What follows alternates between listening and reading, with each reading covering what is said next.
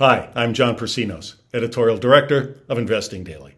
You know, when Republican Mormons in Utah embrace psychedelics, you know a pharmaceutical revolution is afoot.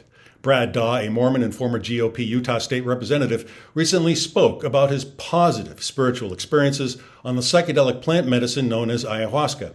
Daw is an active bishop with the Church of Jesus Christ of Latter-day Saints, and he participated in an ayahuasca ceremony in Costa Rica, where the consumption of the sacred psychedelic brew is traditional and legal. As an investor, you don't need a crystal ball to see ayahuasca gummies on the horizon.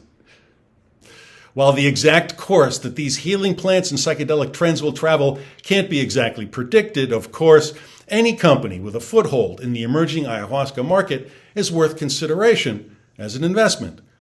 That's why I'm so bullish over MPA portfolio holding Compass Pathways, a pioneering biotech that's researching new psychedelic medicines.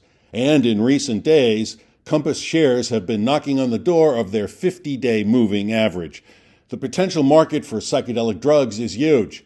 Data published by Research and Markets forecasts that the global psychedelic drugs market is on track to grow from $4.75 billion in 2020 to $10.75 billion by 2027, representing a compounded annual growth rate of 12.36% during this time frame.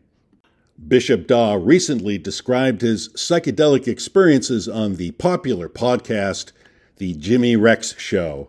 Daw said that he felt an overwhelming feeling of peace, and that at times he felt as though he were weightless and laying in a puddle of light. Daw describes his ayahuasca journey as a positive experience that culminated in a deep sense of gratitude towards God, who would keep finding ways to help his children.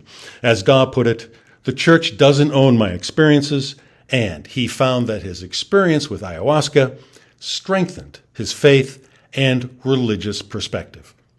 Biotech investors and big pharma are pouring millions of dollars into psychedelics-based treatments that aren't even legal yet. DMT, LSD, and psilocybin fall under the general category of psychedelic drugs, but each contains different psychotropic chemical substances that affect the brain in similar but nonetheless different ways.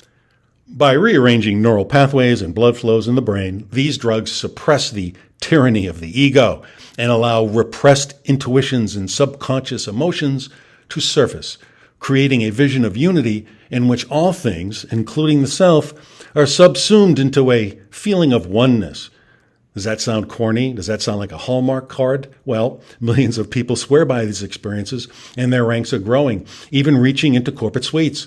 Consumers nowadays, even members of the establishment, are finding out what all the fuss was about way back in the 1960s. Big Pharma is taking notice with massive investments in psychedelics research. The cannabis legalization movement continues to develop momentum and is awakening public consciousness about other healing plants known as entheogenic plants. The term entheogenic was recently coined as a way to describe plant-based drugs used in sacred ceremonies. Ayahuasca is a DMT drug, i.e. a hallucinogenic tryptamine that occurs naturally in many plants and animals. DMT also is referred to as the spirit molecule because it can convey an intense mystical experience. The United States government currently doesn't acknowledge DMT to have any medicinal value, but does consider it to be significantly risky, even though scientific research has shown these drugs to be less risky than, say, alcohol. DMT remains a Schedule I substance, and possession is a federal crime.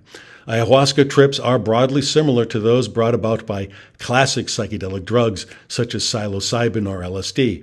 While ayahuasca trips are similar in that they allow access to an extreme sense of spiritual knowing, they guide the taker on a more organized, emotionally productive journey of personal catharsis.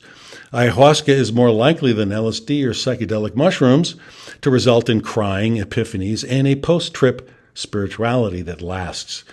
It's recommended that ayahuasca be done in small, trustworthy groups led by an experienced shaman. The drug's legal status is highly irregular. More and more states and localities are legalizing it.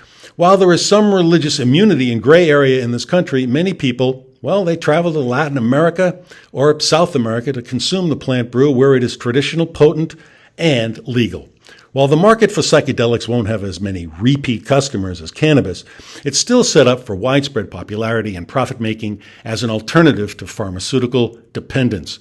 Entheogenic plants have an extremely high success rate for treating post-traumatic stress disorder, addiction, depression, and mental illness.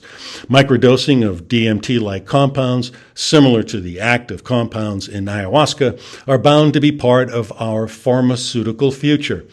Looking for ways to profit from the fascinating trends I've just described? I urge you to read my new book, The Wide World of Weed and Psychedelics. My book is your definitive guide for making money in the thriving cannabis and psychedelics industries. To get your copy, just click the URL at the bottom of the article that accompanies this video on the Investing Daily website. You'll find my new book a real trip, a trip to the bank, that is.